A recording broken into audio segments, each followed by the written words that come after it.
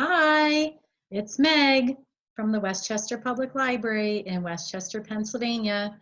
Thanks for coming to see another of our summer STEAM activities. And this one I'm really excited about. I've been having so much fun over the past few weeks hunting for moths. I know you might not think moths are that exciting.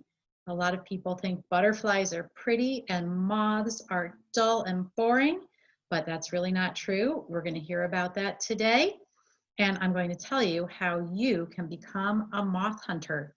The title of our show today is You Are Invited to a Moth Ball. And I mean by ball, I mean like Cinderella's ball, a big party where lots of moths will come and hang out. So before we get started, we have a couple of trivia questions for you about moths. And our first question, there's more than one answer to.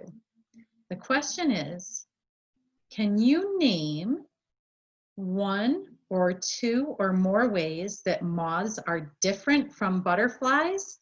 How can you tell moths and butterflies apart? Sometimes it's difficult, but there are some clues that you can look for. Any ideas? All right, here are three ways that distinguish moths from butterflies. First of all, moths have feathery antennae. A butterfly has an antennae that's like straight with a little ball on the end of it. But a moth's antennae look like feathers. Isn't that cool? And they use those feathers to help them smell, to find things to eat. And you're going to hear more about that in our show. Also, another way you can tell moths from butterflies is that when butterflies land, their wings are up like this. But when moths land, their wings are flat. It's actually easier to see the patterns on moths' wings than butterflies' wings because the moths have their wings spread out when they land. And a third way that you can tell the difference between a moth and a butterfly doesn't really have to do with what they look like. It's more about their behavior.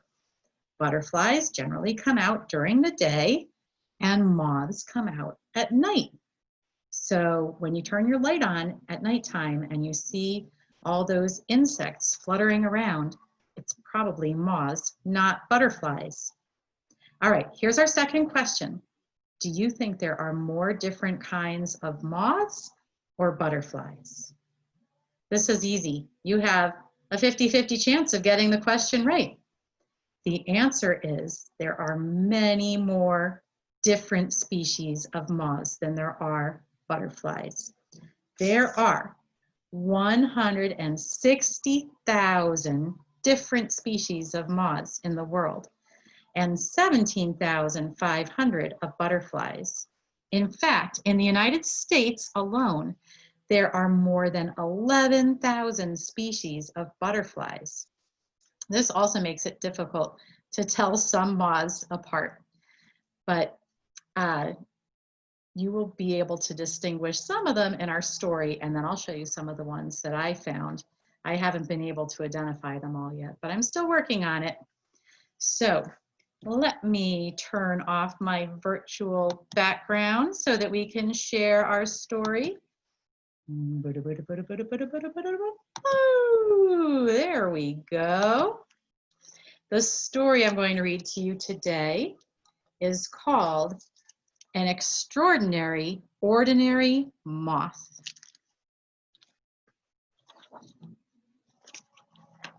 This story is by Carlin Gray and illustrated by Steliana Doneva.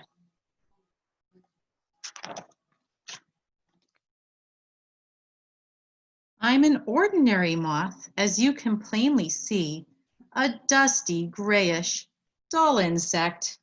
Nothing special about me.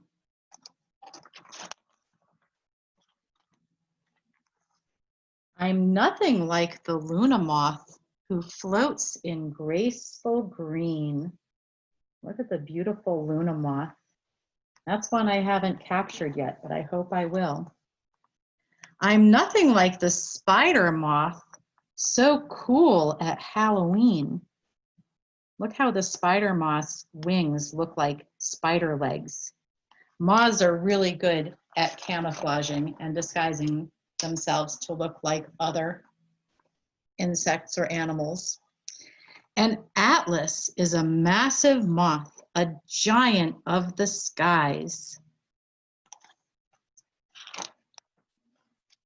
And don't even get me started on beloved butterflies. I'm not special like those guys. They are extraordinary. I'm a dusty grayish moth, very ordinary.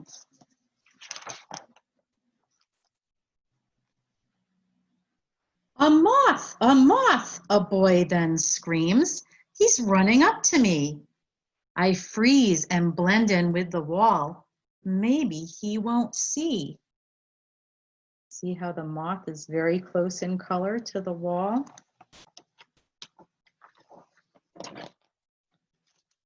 But when his twinkling eyes shine bright, his smile grows wide with pure delight. His happy face is such a sight. I move towards his joyful light.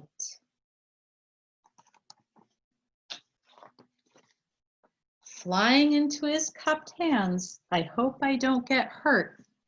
Humans always shoo me off and make me feel like dirt. Ew, a bug, his sister squeals and flicks his hands away. I flip and flutter in the air until I hear him say, "Hey, it's an insect, not a bug, and my favorite kind." He follows me all through the yard with his sister 2 steps behind. "It's just a dusty moth," she shrugs. "Nothing special there." He shakes his head and reaches out. "Well, that's not really fair."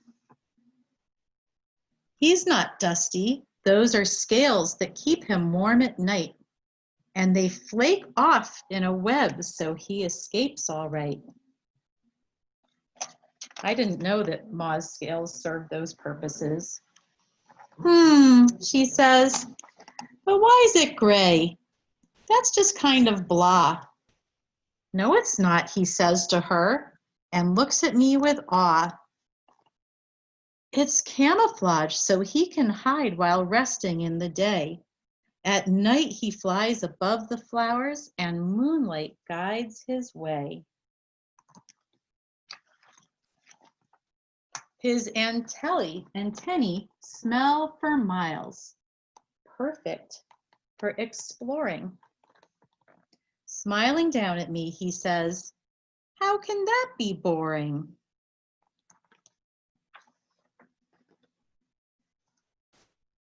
Okay, I guess he's cool." Her eyes shine down on me.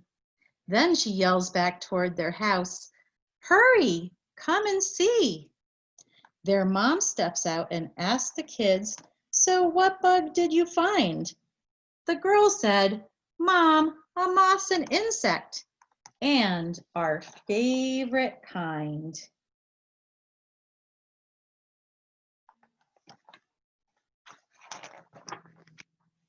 So how about that? I'm someone's favorite. Little grayish me. Proof of how extraordinary ordinary can be. And there's the moth fluttering off into the nighttime. When I say we're going hunting for moths, of course, we're not going to actually capture them, and we would never hurt them. We're just going to look for them, and I'm going to show you how we're going to do that and how you can have your very own moth ball.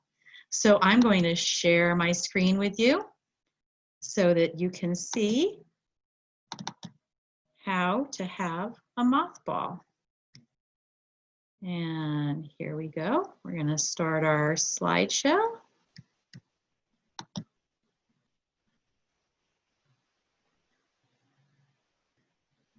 Start from the beginning.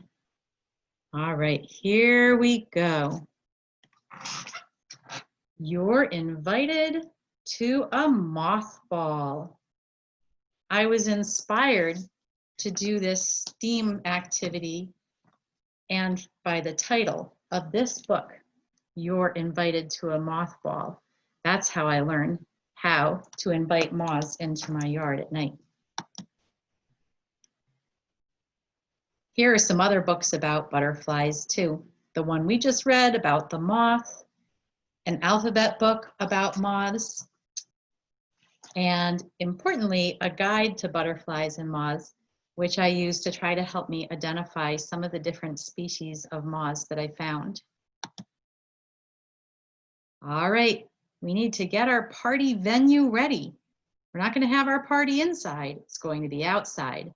And make sure when you're having your moth ball that you ask an adult's permission first for all of the supplies you might need and for where you're going to set it up. Just grab an adult to help you out. Here are the things that you'll need for your moth ball. A light source, a blank wall or a sheet or a pillowcase, something that the moths can land on. And if you're going to be hanging up a sheet or a pillowcase, some rope and clothespins. So the next thing you're going to need are some refreshments. And I'm going to share a recipe with you for something that is irresistible to moths. I like to call it moth goo, or you could call it moth punch, but it's something very sweet and sticky that will attract them to your yard. First, for your ingredients, you're going to need bananas or another type of ripe fruit, some sugar, and it's even better, the moths like it even more, if you add a little bit of beer to it. But again, make sure you ask an adult if that's okay. First, cut up your bananas or your fruit. Then mash the bananas. Sprinkle on a few spoons of sugar. Pour in a little bit of beer and then stir it all up. But the most important part of making moth punch or moth goo is that you don't want to use it right away. The moths actually like it better if it's been sitting around for a little while. So I would leave it out on the counter overnight and see how it changes. It gets very dark and very sticky. Now it's ready to attract the moths. Guess what? It's party time. Time to set up for our moth party. This is what my moth party looked like when I first set it up. The light that I used is the same kind of light that you might use if you're having, if you have a light up at Christmas time to highlight a wreath on your door. It's called a spotlight. And oh, you can even see some moths swirling around that light right now. And then I have my sheet hanging on a piece of rope that I put between two trees. And I just use some clothespins to hang it up there. But like I said, you can shine a light just at a blank wall. I did that with our garage door and that worked really well. Or if you just have a pillowcase and a flashlight, any kind of source of light and anything that is light colored will attract the moths.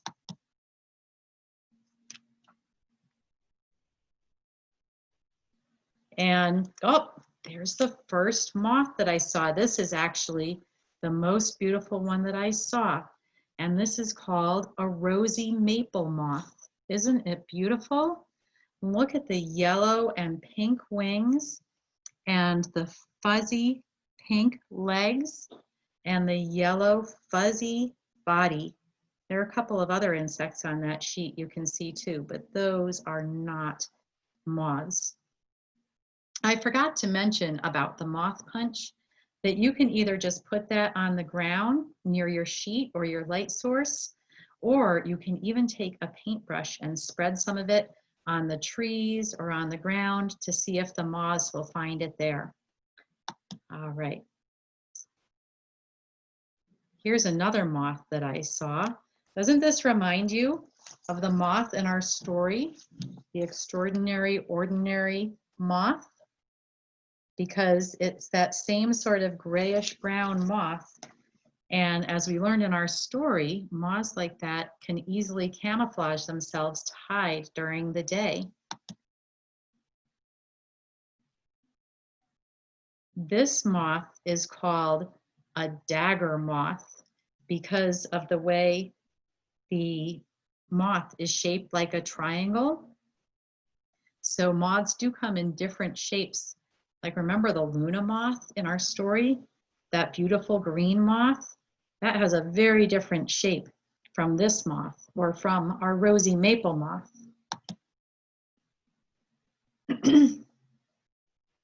Here's another moth that would be good at camouflaging itself against a tree. Look at those pretty brown stripes. I haven't identified this one yet. And here's a moth that was snacking on my moth punch, my moth goo. It was having a little snack. I should mention that when you hang your sheet up or whatever you're shining your light at, just leave for a little while and then come back after it's dark and see what is on there. Sometimes I even got up in the middle of the night to check on my moth sheet, but you don't have to do that. It doesn't usually take too long for the moths to find it. And besides moths, the light sometimes attracts some other interesting insects. I'm not sure what this one is. I thought that was pretty cool looking. And I also attracted this very pretty green beetle. It's not a stink bug, and it's not a spotted lanternfly nymph. It's a very pretty shiny green beetle. Oh, and this one, this was kind of fun. This wasn't even on my sheet. My husband found this moth inside the house. Look at those beautiful spots on its wings. Of course, as soon as we found it, we let it go. So the reason that I chose to do this activity for summer STEAM is because July 18th to 26th is National Moth Week. And you can go to the website for National Moth Week and find out all kinds of interesting things about moths. Let's see if we can go to that page quickly and take a look.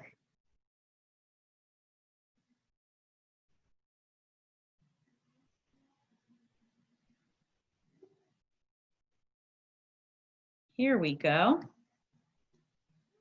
So this is the National Moth Week Kids page, and it talks about, it has a coloring book, it has a moth memory game, a scavenger hunt, and information about butterflies versus moths, which we talked about earlier. So there's some really nice resources there. And then if we go back to our slideshow,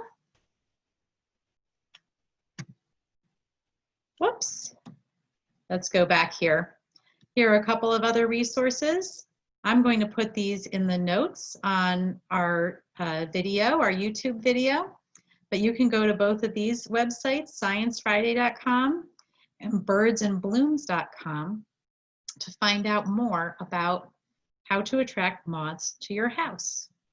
And down here, I have the title of the book that inspired Summer STEAM, You're Invited to a Moth Ball, A Nighttime Insect Celebration by Lori Griffin Burns.